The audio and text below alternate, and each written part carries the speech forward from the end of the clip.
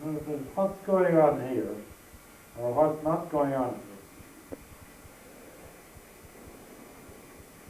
Next thing I was call it, I'm here. But that's pretty obvious that I want to know what's happening here, what's not happening. And he mumbled something. I said, are you responsible for stopping this count going ahead? No, I said, you behave yourself, or out that door you'll go between two members of the Garda Síochána. When you're in here, I'm in control, you conduct yourself. And believe it or not, it was the secret was marvellous. He was a very big heavy fellow, you see.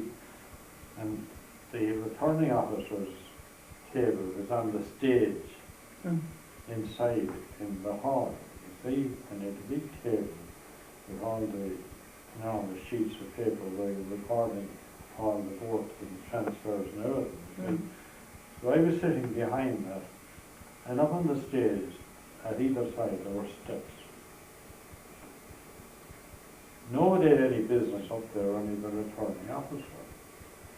So I blocked off the steps at the right, and I left away the steps on the right, on the left, and on the right, so I could pass up and down myself, you see, with my calculator. See, we were the only two on the stage, you see, central position. So, it was very funny. The count ended, you see, and I went through the so-and-so, declared elected, you see, that was that. And poor Mylan was a great character, was beaten. And our relation in that Donegan got in. So the next thing was, the Fine Gael fella called Sullivan, and this fella, they charged for the steps on the right-hand side. Come up and make speeches from the stage. So I just wandered over and said, where are you going, gentlemen? Up to make our speeches. On the floor was two idiots. On the floor was. So the two of them had to beat her and feet onto the floor, and the Fianna Fáil fellas in the gallery were shouting. So the first thing was that this bastard, what is his name? Paddy Foss? What was his name? PD.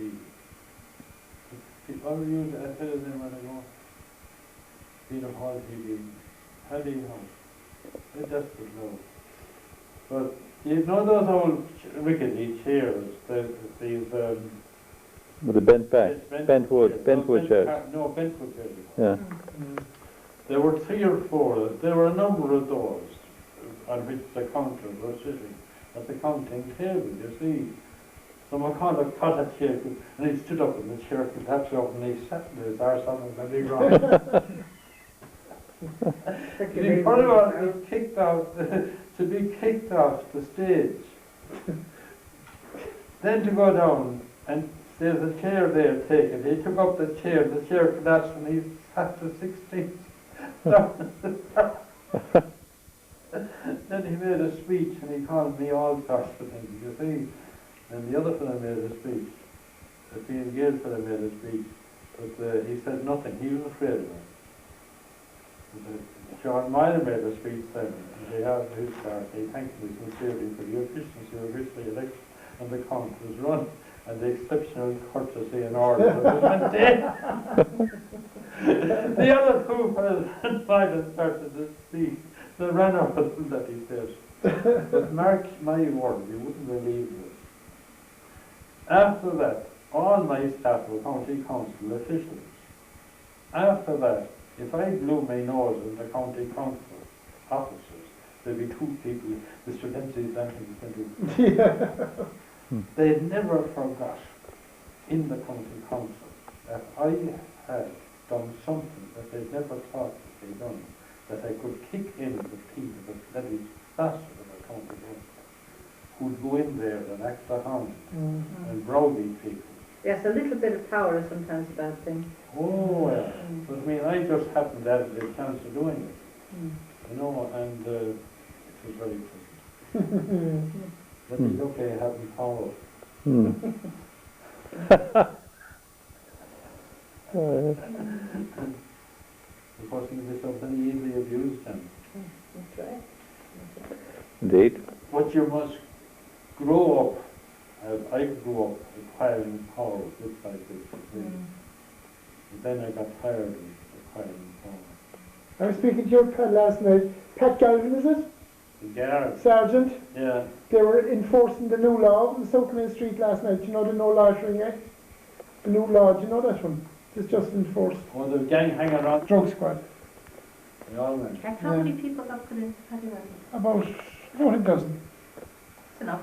Yeah, and they caught a couple of few fellas with drugs as well. Did you hear about my pants at all in hospital? No? Did you lose them? Did you have I one? think it's over there. It's bloody funny. There was a nun came in to me, and a very nice old person, delicate person, but she wants someone to talk to. And she would come in and sit down and talk to me, and I talk and talk and talk. And one day, spiritually, I wasn't well, she wore me down. But she was so nice, really nice, you see. So then she was talking about security in the hospital. And the terrible problem of security in the Mercy Hospital. It's an awful job. Must be. So my instructions were I had to walk up and down the corridor so many times.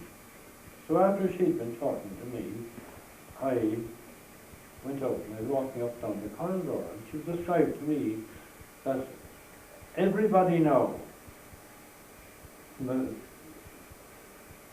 lowest back lane in Cork, can have a private room if they can pay for it. And the people who can best pay for it are the criminals and all the bloody gangsters.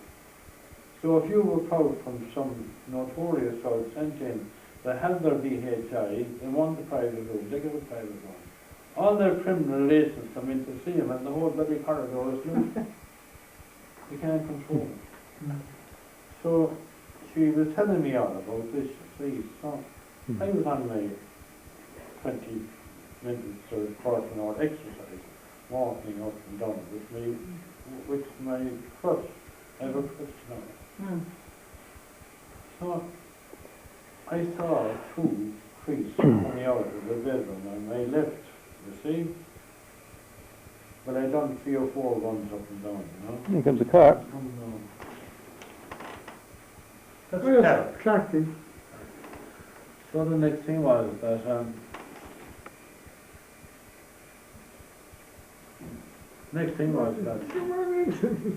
leave where it Very bad. But let me go up to the Mercy first and go looking all over the hospital for you. That's all. Yeah. And they was gone.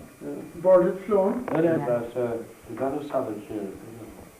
Good Do for I? so find out, Jerry. I'll sue you, it's all right. Oh yeah, so yeah. You get a lot, I But the nurse was telling me, Catherine, about the security. I was telling you just now about security in the hospital. Yeah. And any code who can get into VHI can get a private room. And the gangster from Lanzarote are Careful. they're all the same as their own. I'll even notice down the road. But they come in to see their relations, and then they do a scan of every bloody empty room in the place. They can't control it. But the nun was telling me about this, you see. So I went for my walk up and down the corridor, and I got very conscious of these fellows loitering in the corridors, because the nun said that they can't approach people. The crew could be there watching and wandering up and down. You can't go up and ask them what his business is. So I have a sixth sense, I think. So I saw this fellow standing there, and I saw one going up and down and asking her way here, and there was one.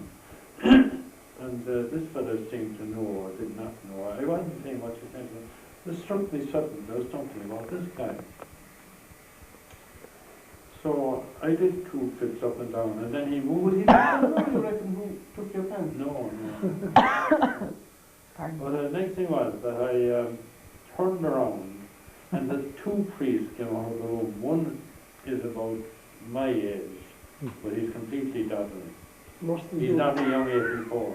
Don't know you just So, the next thing was that We wanted this on the television tonight, no, I hope. Again, this is about my third time. I've gone back to Chicago. Oh, no, that's all right. So I walked down and I walked down and I turned, you see, and up the corridor, up and down. I was doing that, you see. So I walked down and turned, and as I walked down, two priests came out of his bedroom, and they proceeded, they'd only just arrived, and they're going back up the corridor, two African missionaries. So I saw the two of them moving up as I passed their door, and about second room down was the end, and the corner, and I saw this fella still there, but he'd take a move from behind down up to here. And as I turned there, he moved as well. And I had reached the priest's door, and I felt where he was going, that he just passed on my left. So suddenly, I looked around, there's no sign of this fella. So I looked at the priest's room, the door was open, I walked in and looked, and here was the trying to go through the locker, not the locker, but the wardrobe. So what they didn't know was that the key had been given to the priest, and it was locked, and he couldn't get in. But I looked in, and he must have sensed me, or he saw me backing away. And I went out then to call a nurse who was interceptorized on patients. And when I was trying to call the nurse, the bastard got out behind me and disappeared. So I reported this immediately, and I got the police down, and he went in. Unfortunately, he couldn't touch anything. Anyway, the poor man had nothing. He was completely gagged. Much worse than me. Was wrapped in a towel, I say, immediately, would you? And the unusual thing. Anyway, How long are you home, anyway? we got back, Benji went into the office. Ignore me, I might go away. And I got down here and the phone went. Mm.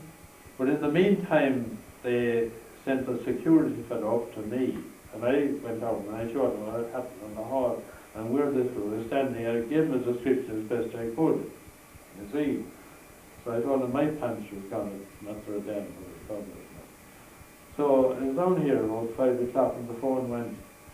They're after finding my pants 2 stories down, hanging on the back of the door. The bastard stole the pants and took it in a rush, thinking there might be pocket money in the pocket. I thought it might have been in a woman's ward that you forgot your waist back up. A woman's what? A woman's ward that you forgot your pants and your waist back up to your room. I will mean, I didn't think of that, though. I think all these things. You don't want you to get sick again, no, keep calm, you keep calm. but I take your point. Yeah, thank you. It's a great tribute to me. That Had they actually gone through your pockets? Or did you have anything in There your are pockets? holes in his pockets and holes in his pockets. phone in me pocket there, neither. No, they thought it was a kind of a designer trousers. They could land it for a couple of £100, that's it. I must say it was a bloody well-cut pants. I've absolutely shit myself. I don't You want can say that, she fine, for the personality. You may Yeah.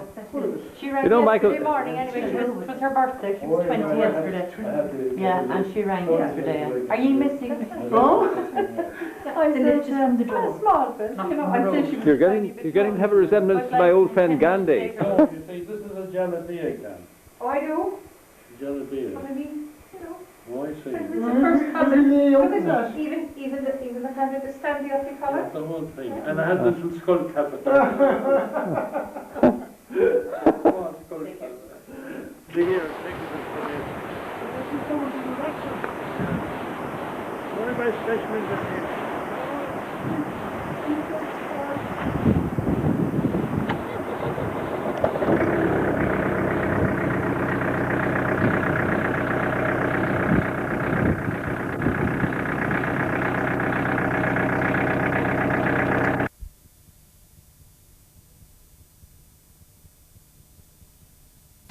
Sunday the 3rd of June, here we are in Dempsey-Hines on the beach.